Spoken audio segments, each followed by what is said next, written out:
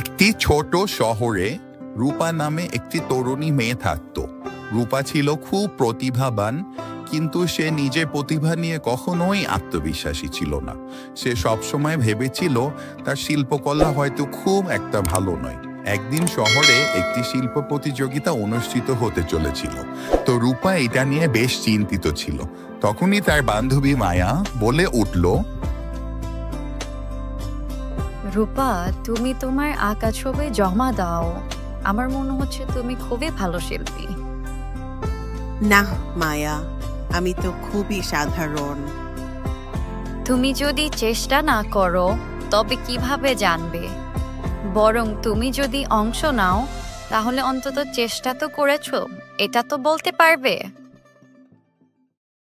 5 দিন পরে বারান্দায় বসে রূপা প্রতিযোগিতায় অংশগ্রহণ করার জন্য অসাধারণ একটি ছবি আঁকছিল।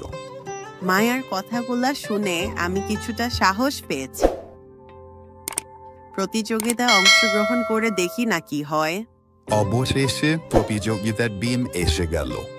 রূপা নার্ভাসলি তার আঁকা ছবিটি জমা দিল।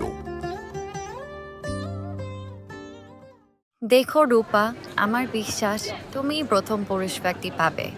আমার খুব নার্ভাস লাগছে মায়া, আমি জানি না কি হবে।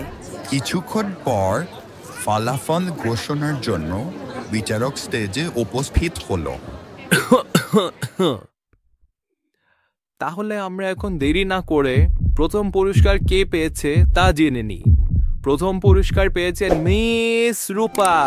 সবাই রূপার জন্য একটি জোরে হাততালি দিন।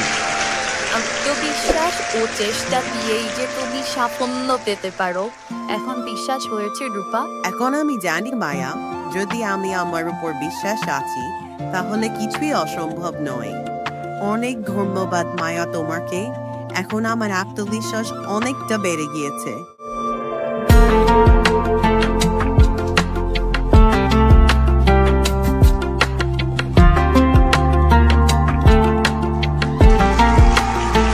এখন থেকে রূপা শিল্পকলার প্রতি আরো উৎসাহী হয়ে উঠল এবং সে নিজের প্রতিভাকে মূল্য দিতে শিখল।